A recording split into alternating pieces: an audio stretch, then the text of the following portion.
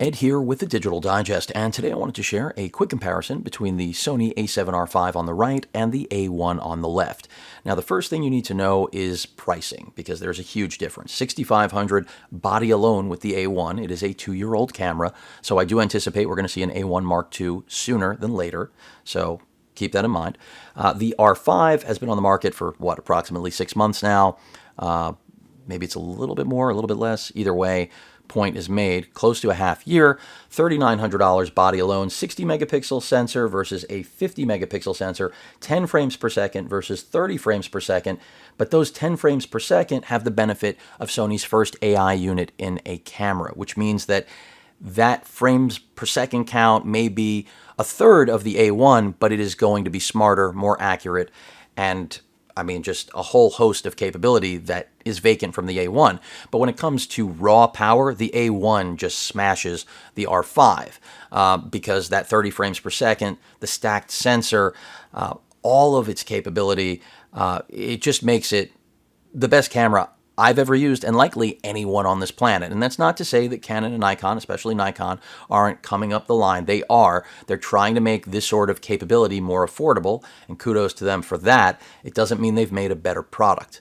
And if you're fully vested in Sony and their lens lineup, like myself, you probably aren't going to, jump ship to save a couple grand. I'm not saying a couple grand isn't a lot of money. It is. But I think anyone like me, forget about professionals that are well vested in a system, probably much more so than even myself and many of you, they're not looking to recycle everything and go through that pain in the butt. That's just obvious. But what I will say is that if I could only have one camera in my bag, the A1 is still that camera.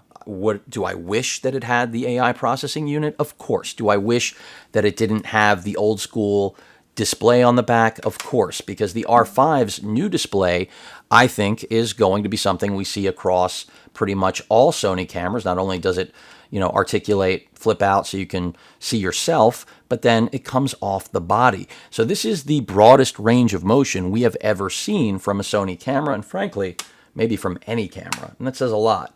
Another thing is that when it comes to video, both are good. I do think the A1 is better, and that's because the rolling shutter in the R5, like the R4, is just a little bit more than you're going to want to deal with, in my opinion, in certain circumstances. Now, granted, I'm not overly critical about that because most rolling shutter requires certain activity to be displayed, to be revealed, and not everybody is shooting the same thing. So it's just something where you need to be mindful of it. It doesn't mean that you can't get beautiful video out of this camera. You can. It does 8K 25. This one does 8K 30 frames.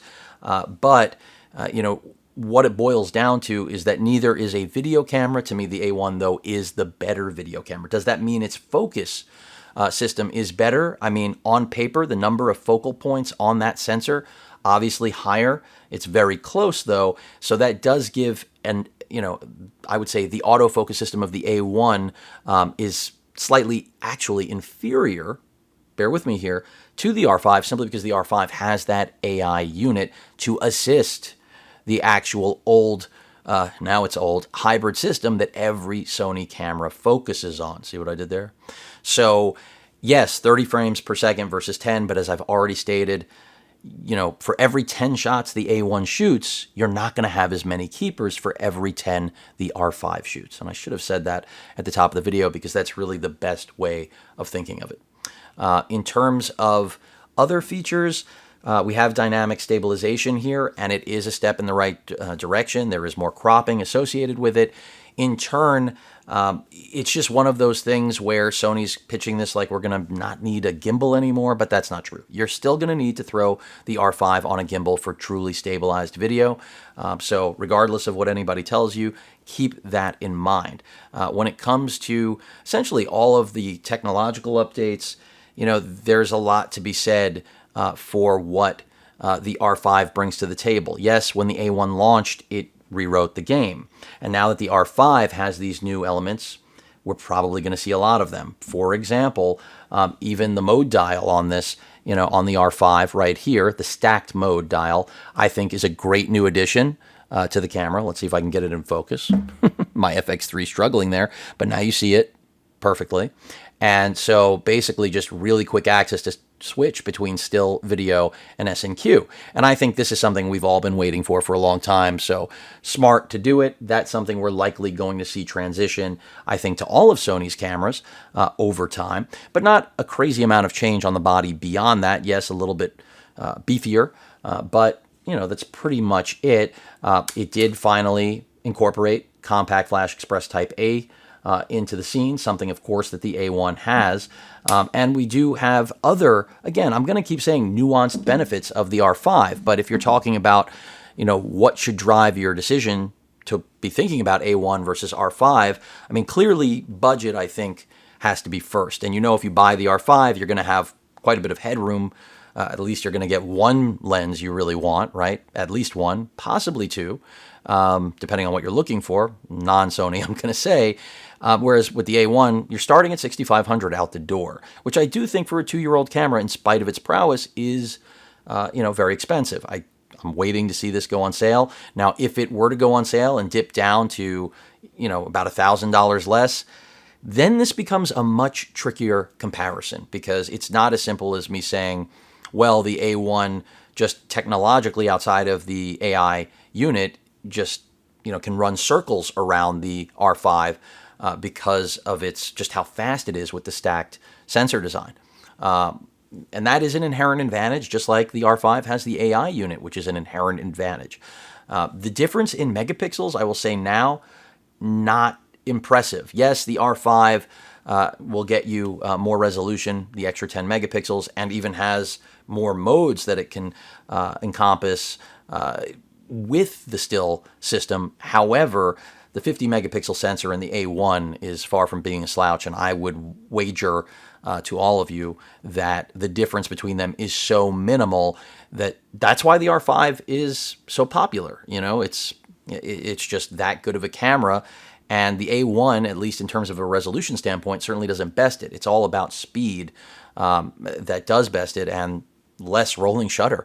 Also, of course, banding, not really an issue with the A1. I mean, these are all benefits of that stacked sensor that you just don't have with the R5. Frequency of lighting. These are things that make the A1 so unique.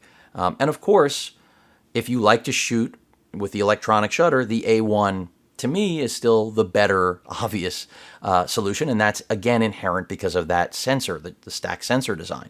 So, and that's really the difference between the two cameras. Besides the age and the AI unit and the display, it's all about that sensor and the pros and cons associated with it. So Sony has nothing like that A1 stack sensor in any of its other cameras, and that's why it's the A1, right? The R5, well, same sensor as the R4, but a lot of enhancements that I think make it legit. Which is right for you? Well, it depends what you're shooting. It depends how important that speed is. It depends how much you need 60 megapixels versus 50 or maybe even less, looking at another model. Of course, if you're looking at the R4, you'll have the same 60 megapixels with inherent disadvantages technologically. The Wi-Fi performance is going to be worse. Many of you probably don't care about that. I understand. You're not going to have Compact Flash Express Type A cards, which I think is a game changer for the R5 because of file size, right? Same with the A1. You need Compact Flash cards if you really want to take full advantage of these cameras. And I'm not saying, as I try to get this in focus, that you can't use something. Come on, focus. I'm not saying you can't use something, as I still struggle with that, like something that's more video-centric, as I lose my train of thought there. But either way, both of these cameras are going to deliver phenomenal results. There's a huge gap in pricing, but I think everyone knows their own budget. They know what they're looking to spend, and that's what it really comes down to. The R5, if it fits your budget, I don't think you're going to be disappointed with this camera. On the other hand, if the sky is the limit and budget is no object, the A1 is still, in my opinion, the better camera. It's not because I own it. This is a loaner that's going back to Sony. It's really just a matter of the fact the A1 is the ultimate hybrid camera. The R5 is the second best ultimate hybrid camera that Sony makes.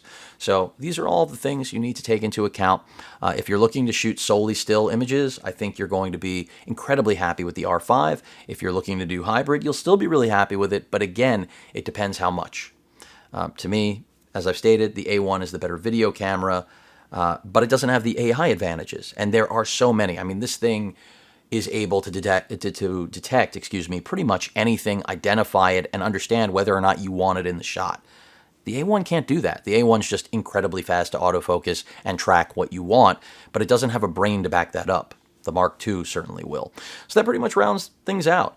The A1 is still my favorite, but if I didn't get it as a gift last year, I absolutely would own the R5 right now, because it is pound for pound, or as I like to say traditionally, ounce for ounce, the best camera of its kind, especially at its price point. I mean, that is still the big divide between these two, right? 6,500, 3,900, as I stated at the beginning of the video. Just remember, if video is really high on your list, then you probably need to be looking at something like the FX3, the FX30, and even the A7S III. Granted, we're still waiting on a firmware update to match some of the FX3's latest firmware update features. So something to be aware of. I would recommend the FX3 over all of them. FX30, obviously much more affordable, but APS-C. So it's really a matter of personal preference. But again, for the best of everything, the A1 still holds that title, and I can only imagine what the A1 Mark II is going to be like. But the R5 is a brilliant second place, and some of you will make the argument that it is better.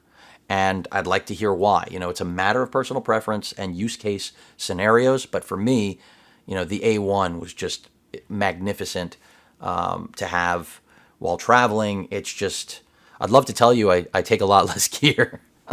Well, I do, now that I've got such problems with my back. But yeah, that's another reason that the A1 is brilliant. With the R5, I would feel like I would need other things to supplement where it comes up short. With the A1, I don't find any situations, as long as I have the right glass, which is pretty much my 24-105, an oldie but goodie. Hey, Sony, you planning on updating it? Not that we need to, but it would be nice if it could resolve higher resolution. Just saying. And this isn't the only lens, by the way, that I tested with the R5, of course.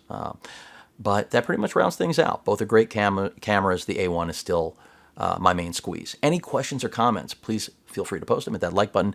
And as usual, please feel free to subscribe, and please stay safe. Later.